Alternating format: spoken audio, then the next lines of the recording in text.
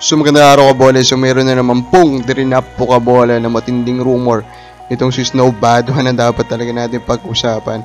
And then some interesting happenings pa po sa pre-agency kabola, so may hindi pa nakasubscribe, pakipindot naman po yung subscription button. Ito nga muna pag-usapan natin kabola yung mga comments. Of course, sabi po ni Anson Tan, Aging Kamang Bigs ng GSM and Chopet sir, paano naman sa Rivas? Of course, di ba? Rivas is very old na kabola. In a way, dapat naman na talaga magdagdag pang Magnolia. Pero remember, Laput is improving kabola. And they actually traded already for Aput Raptor kabola, di ba? So, may ginawa ng ang Magnolia. Pa-shoutout kay Sir Ronald Barbosidad. And sabi ni Kumulip, pero wala sa GSM na lang si Abueva at si Aranyo sa Mags at first round next draft ng Mags at Chin sa Converge. So, tignan natin, di ba? I think, una sa lahat, Aranyo po is not really on the trade block, remember, di ba?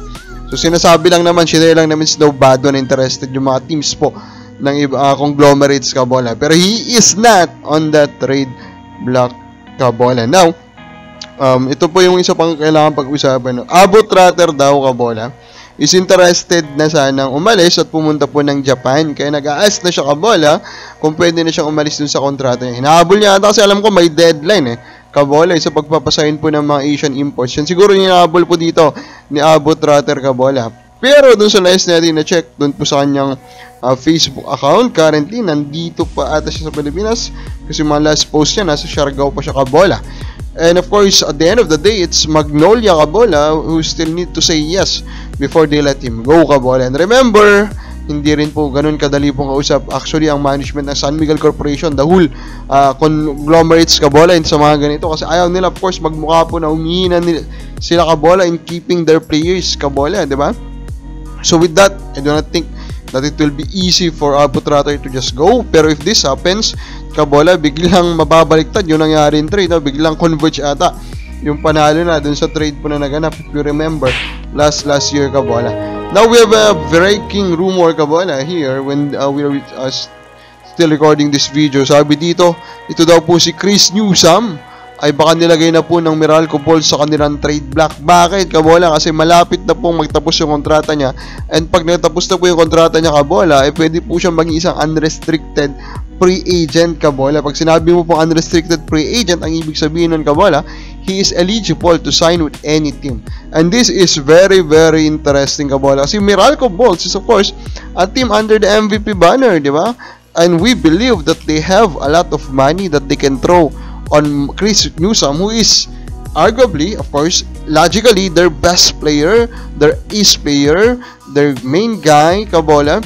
So, very interesting ito kung talagang takot sila kabola na mawala ito. I mean, kung ito is hihingi ng mga nasa level po ng mga top players po sa PBA, bakit naman hindi bibigay ng Meralco, diba?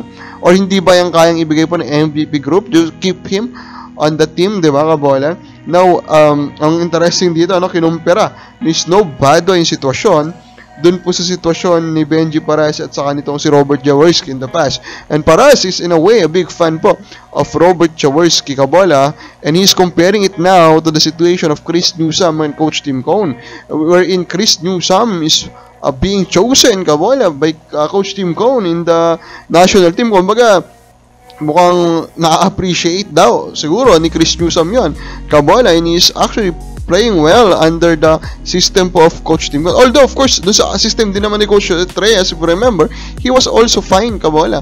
Pero still, this is a very interesting potential po na pangyayari kabola. Can this good working relationship between Coach Tim Cone and ito pong si Chris Newsom lead to potential change of team by Chris Newsom? In short, going to Ginebra. Kung baka ba sa plagay mo, saan kaya pwedeng pumunta si Chris Newsom? Comment na po sa baba.